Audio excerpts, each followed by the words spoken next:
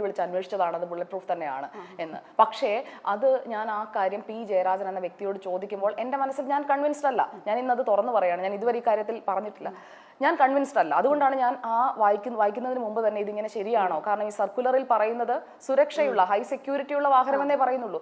അപ്പോൾ എനിക്ക് പറഞ്ഞു തരുന്നത് ഇത് ഹൈ സെക്യൂരിറ്റി എന്ന് പറയുന്നത് ദാറ്റ് മീൻസ് ബുള്ളറ്റ് പ്രൂഫ്, അല്ലാതെ ബുള്ളറ്റ് പ്രൂഫ് എന്ന് ഓർഡറിൽ ഇടാൻ പറ്റുമോ എന്നൊക്കെ എന്നോട് എൻ്റെ സീനിയർ പറയുകയാണ്. അപ്പോൾ അതിൽ ഞാൻ ഒട്ടും കൺവിൻസ്ഡ് ആയിരുന്നില്ല. ആ കൺവിൻസ്ഡ് അല്ലാത്ത കാര്യം എനിക്ക് ചോദിക്കേണ്ടി വന്നു. അതിലെനിക്ക് ഖേദമുണ്ട്. കാരണം പി ജയരാജന് ബുള്ളറ്റ് പ്രൂഫ് കാർ അനുവദിച്ചു എന്നൊക്കെ പറയുമ്പോഴേക്കും അത് ചർച്ച ചെയ്യപ്പെടുന്ന വേറൊരു രീതിയിലാണെന്ന് എനിക്കറിയാം. അദ്ദേഹത്തോട് ഞാൻ ആ ചോദ്യം ചോദിക്കുന്നതൊക്കെ ട്രോളായി. കാരണം എനിക്ക് തന്നെ ഞാൻ തന്നെ കൺവിൻസ്ഡ് ആയിരുന്നില്ല. പക്ഷേ എൻ്റെ സീനിയർ പറയുമ്പോൾ എനിക്കത് ചെയ്തേ പറ്റൂ. അത് ആ സമയത്ത് പറ്റിയതാണ്. ഞാൻ ആ സീനിയറിനോട് അതിനുശേഷം അത് സംസാരിക്കുകയും ചെയ്തു. അദ്ദേഹം എന്നോട് പേഴ്സണലി സോറി പറഞ്ഞു, ആ പുള്ളിക്ക് തെറ്റിപ്പോയതാണ് എന്ന് പറയുന്നത്. പക്ഷെ ആ തെറ്റ് അവിടെ ആരും അറിയുന്നില്ല. ഇപ്പോ പ്രസന്റ് ചെയ്യുന്ന ആളുടെ ഭാഗത്ത് നിന്ന് ഞാൻ ഒരിക്കലും, കാരണം എനിക്ക് ജയരാജേട്ടനെ ഇഷ്ടമാണ്, ഞാൻ ഉമ്മൻചാണ്ടി ഇഷ്ടമാണെന്ന് പറഞ്ഞല്ലോ. അപ്പോൾ ജയരാജേട്ടനെ ആയാലും ഇപ്പം പിണറായി വിജയന്റെ കുറെ കാര്യങ്ങൾ എനിക്ക് ഇഷ്ടമാണ്. അപ്പോൾ ഈ ഫാക്ട് ചെക്ക് എന്ന് പറയുന്നത് വളരെ പ്രധാനപ്പെട്ടതാണ്. റിപ്പോർട്ടറിൽ അതുകൊണ്ട് തന്നെ ഞങ്ങൾ ശ്രദ്ധിക്കുന്ന ഒരു പ്രധാനപ്പെട്ട കാര്യം ഇതാണ്, നമുക്ക് വസ്തുതയാണെന്ന് ഉറപ്പ് വരുത്തിയിട്ടേ കൊടുക്കുള്ളൂ. ഞാൻ പറയുള്ളൂ, എല്ലായിടത്തും ലോകത്ത് എവിടെയുള്ളതാണ്, നമ്മുടെ നാട്ടിൽ നിന്നുള്ളതല്ല. അതായത് എൻ്റെ പാർട്ടി ഓഹോ നിന്റെ ആ ഒരു നമ്മുടെ പണ്ട് കാലത്ത് അവർണരും സവർണരും ജാതിയുടെ പേരിലും റേസിസം എന്നൊക്കെ പറഞ്ഞ് നമ്മൾ ആൾക്കാരെ ഡിസ്ക്രിമിനേറ്റ് ചെയ്ത പോലെ തന്നെയല്ലേ ഇപ്പൊ പൊളിറ്റിക്സിന്റെ പേരിൽ അല്ലെങ്കിൽ നമ്മുടെ എന്താ പറയുക നമ്മുടെ ഒരു രാഷ്ട്രീയപരമായ ഒരു ഇൻട്രസ്റ്റ് വെച്ചിട്ട് ആൾക്കാർ ഡിസ്ക്രിമിനേറ്റ് ചെയ്യുന്നെന്ന് തോന്നിയിട്ടില്ലേ? എന്തിനാണ് അങ്ങനെ ഒരു അല്ല, ഞാൻ പറയട്ടെ, ഇപ്പോൾ ഒരു രാഷ്ട്രീയ പാർട്ടിയിൽ അംഗമായാലേ താങ്കൾക്ക് ജോലി കിട്ടൂന്ന് വന്നാൽ താങ്കൾ ആ രാഷ്ട്രീയ പാർട്ടി പോയി ചേരും. ഇന്ന് കേരളം കാണുന്ന ഏറ്റവും വലിയ പ്രശ്നം അതാണ്. നിങ്ങളൊരു രാഷ്ട്രീയ പാർട്ടിക്കാരനാണെങ്കിൽ നിങ്ങൾക്ക് ജോലി കിട്ടും, അല്ലെങ്കിൽ നിങ്ങൾക്ക് പിൻവാതിൽ വഴി നിങ്ങൾക്ക് നിയമനം കിട്ടും എന്ന് കണ്ടാൽ നിങ്ങൾ ആ പാർട്ടിയിലേക്കേ പോകൂ. അത് മനുഷ്യനിൽ സഹജമായിട്ടുള്ള ഒരു കാര്യമാണ്. പക്ഷെ ഞാൻ അങ്ങനെ പോയിട്ടില്ല. ഒരു രാഷ്ട്രീയ പാർട്ടിയുടെ ലേബലിലല്ല, അല്ലെങ്കിൽ ഒരു രാഷ്ട്രീയ പാർട്ടിയുടെയും അംഗമായിക്കൊണ്ടുള്ള ജോലി നേടലോ ഒന്നുമല്ല. ഞാൻ പറഞ്ഞല്ലോ, ഞാൻ ആദ്യമായി ജോലി ചെയ്യുന്ന news channel Kairali people TV ആണ്. എന്നാൽ ഞാൻ SFIയുടെ ഒരു കേഡറോ അല്ലെങ്കിൽ CPIM പാർട്ടിയിലെ ഒരു അംഗമോ അല്ല. അവിടെ എൻ്റെ മെറിറ്റും ഞാൻ ഇന്റർവ്യൂ അറ്റൻഡ് ചെയ്ത് കൃത്യമായ വഴികളിലൂടെയാണ് ഞാൻ വന്നത്. പക്ഷേ പാർവതിനെ പൊതുവെ SFIയുടെ ആളല്ല, BJPയുടെ ഒരാളായിട്ട് തന്നെയാണ്. ഇപ്പോ നമ്മളിപ്പോ BJPയിൽ എനിക്ക് അംഗത്വമുണ്ടോ എന്ന് ചോദിക്കും. സംസ്ഥാന പ്രസിഡന്റിനെ ഫോൺ നമ്പർ എടുത്തൊന്ന് വിളിച്ചു നോക്കി അറിയാമോ. അംഗത്വം ഉണ്ടോ എന്നല്ല ഞാൻ ചോദിക്കുന്നത്, അംഗത്വം ഉണ്ടോ, അംഗത്വം എടുത്തില്ല. പക്ഷെ ഞാൻ പഠിച്ച കോളേജിൽ ABVP ഇല്ല. ഞാൻ അതിനുശേഷം BJPയുടെ അംഗമാവുകയോ ഒന്നും ചെയ്തില്ല. നമുക്കൊരു എന്താ പറയുക, അല്ല, ഞാൻ BJPയിൽ അംഗമായാൽ അതൊക്കെ വാർത്തയാവില്ലേ? അംഗമാവുക എന്നുള്ളതല്ല, ഒരു അനുഭവം ഉണ്ടാവുക എന്നുള്ള. എന്റെ വീട്ടില് ഞാൻ ചോദിക്കട്ടെ, പിണറായി വിജയനെ ഇഷ്ടമാണെന്ന് ഞാൻ പറഞ്ഞില്ലേ, പ്രധാനമന്ത്രി നരേന്ദ്രമോദി എനിക്ക് ഇഷ്ടമാണ്, കുറച്ച് കൂടുതൽ ഇഷ്ടമാണ് എന്ന് വെച്ചാൽ ഉടൻ ഞാൻ BJP അല്ലെങ്കിൽ ഞാൻ BJP അംഗമാണ്. ആ വ്യാഖ്യാനം തെറ്റാണ്. മുഖ്യമന്ത്രി പിണറായി വിജയനെയും മുൻ മുഖ്യമന്ത്രി ഉമ്മൻചാണ്ടിയെയും ഇഷ്ടപ്പെടാമെങ്കിൽ എന്തുകൊണ്ട് അതിനേക്കാൾ നമ്മുടെ രാജ്യത്തിന്റെ മേന്മ ലോകം മുഴുവൻ വ്യാപിപ്പിച്ചിട്ടുള്ള രാജ്യത്തിന്റെ വളർച്ച അത് ഓരോ വർഷം കഴിയുന്നോറും കാട്ടിക്കൊണ്ടിരിക്കുന്ന പ്രധാനമന്ത്രി നരേന്ദ്രമോദി എനിക്ക് ഇഷ്ടപ്പെട്ടുകൂടാ? ഓക്കെ, അതാണ് എൻ്റെ വ്യൂ. ഞാൻ ചിന്തിക്കുന്നത് എൻ്റെ രാജ്യത്തെക്കുറിച്ച് അല്ലെങ്കിൽ എൻ്റെ സംസ്ഥാനത്തെക്കുറിച്ച് ഒക്കെയാണ്. അതിൽ ഞാൻ വളരെ ഫോക്കസ്ഡ് ആണ്. നമ്മുടെ സ്റ്റേറ്റിൽ ഒരു മോശം പ്രവണതയിലേക്ക് പോയി കഴിഞ്ഞാൽ ഞാനത് പറയും. നമ്മുടെ രാജ്യത്ത് വന്നു കഴിഞ്ഞാൽ ഞാനത് പറയും.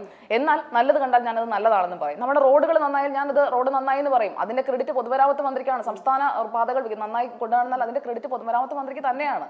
അവിടെ രാഷ്ട്രീയം വെച്ചല്ല ഞാൻ വിലയിരുത്തുന്നത്. ഇപ്പോൾ വന്ദേ ഭാരത് വന്നെങ്കിൽ അതിന്റെ ക്രെഡിറ്റ് എന്ന് പറയുന്നത് കേന്ദ്ര റെയിൽ മന്ത്രിയുടെ അടുത്തേക്ക് ആ നിവേദനം കൊണ്ടുപോയ ആൾക്കാണ്. അത് K. സുരേന്ദ്രനാണ് കൊണ്ടുപോയതെങ്കിൽ K. സുരേന്ദ്രൻ എന്ന് ഞാൻ പറയും.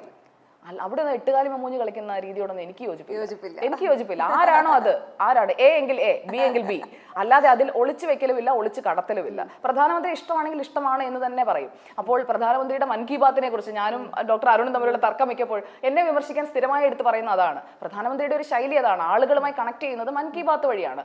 അത് പ്രധാനമന്ത്രി സ്വീകരിച്ച ശൈലി. മുഖ്യമന്ത്രി പിണറായി വിജയൻ 6 മണിക്ക് വാർത്താ സമ്മേളനം നടത്തി കോവിഡ് കാലത്ത് ജനങ്ങൾക്ക് സാന്ത്വനമായെങ്കിൽ അത് അദ്ദേഹത്തിന്റെ ശൈലി. രണ്ടും രണ്ട് വ്യക്തികളാണ്, രണ്ട് ഭരണാധികാരികളാണ്. അവർക്ക് അവരുടേതായ രീതിയിൽ പോകാനായിട്ടുള്ള അവകാശം ഉണ്ടെന്ന് പറയുന്നത് പോലെ തന്നെ സുജയ പാർവതിയുടേതായ നിലപാടെടുക്കാനും അവകാശമുണ്ട്. You got the point? I got the point. പക്ഷേ മീറ്റ് ദ എഡിറ്റേഴ്സിൽ പലപ്പോഴും നിങ്ങൾ തമ്മിലുള്ള ഈ ഫൈറ്റ് സ്ക്രിപ്റ്റഡ് അല്ല, ഇപ്പൊ മനസ്സിലായല്ലോ അല്ലേ? സ്ക്രിപ്റ്റിന്റെ ഒക്കെ എന്ത് ആവശ്യം? ഇതിങ്ങനെ കമ്പ്യൂട്ടർ പോലെ പ്രിന്റ് ചെയ്ത് വരുമല്ലേ? ഇപ്പൊ പലപ്പോഴും നികേഷ് കുമാർ സാറ് നിങ്ങൾ രണ്ടുപേരും ആർഗ്യുമെന്റ് നിൽക്കുന്നത് ഞാൻ കാണുന്നുണ്ട്. അതെ, സാറിന് ടെൻഷൻ അധികം സഹിക്കാൻ പറ്റാത്തതുകൊണ്ടാവും. പിന്നെ സാറ് എന്ന് പറഞ്ഞു കഴിഞ്ഞാൽ സാറ് ഞാൻ പറഞ്ഞല്ലോ, ഞാൻ ആ റെസ്പെക്ട് കൊടുത്താണ് എപ്പോഴും. ഞാൻ സാറേന്ന് തന്നെയാണ് ഞാൻ ആ ഷോയിലും വിളിക്കാറുള്ളത്, നികേഷ് സാറേന്ന് വിളിച്ച്. അതായത് ഞാൻ അദ്ദേഹത്തെ ആദ്യമായിട്ട് കാണുന്നത് 2011 ഈ റിപ്പോർട്ടർ ചാനലിന്റെ തുടക്കത്തിന് മുമ്പുള്ള ആ സമയത്ത് എന്നെ വിളിച്ചതിന്റെ അടിസ്ഥാനത്തിൽ ഞാൻ അവിടെ വരുമ്പോഴാണ് ഞാൻ ആദ്യമായിട്ട് നികേഷ് സാറിനെ കാണുന്നത്. അത് കഴിഞ്ഞിട്ടുള്ള ഞാൻ ഏഷ്യാനെറ്റിലേക്ക് പോയതിനു ശേഷം ഞങ്ങൾ നേരിട്ട് കണ്ടിട്ടില്ല.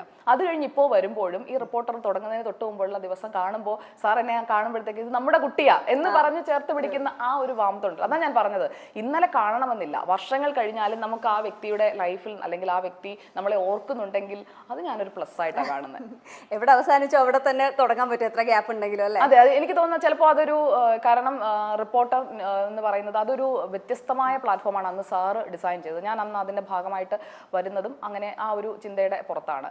അതിൽ നിന്ന് ഇപ്പോൾ പുതിയ രീതിയിലേക്ക് അതിനെ കൊണ്ടുപോകാനായിട്ട് ഒരു ഇത് വരുമ്പോഴേക്കും അതിലേക്കും എനിക്ക് വരാൻ പറ്റുന്നു എന്ന് പറയുന്നത് ഞാനതൊരു പ്ലസ് ആയിട്ടാണ് കാണുന്നത്. കാരണം അത് ദർ ഈസ് സംതിങ്.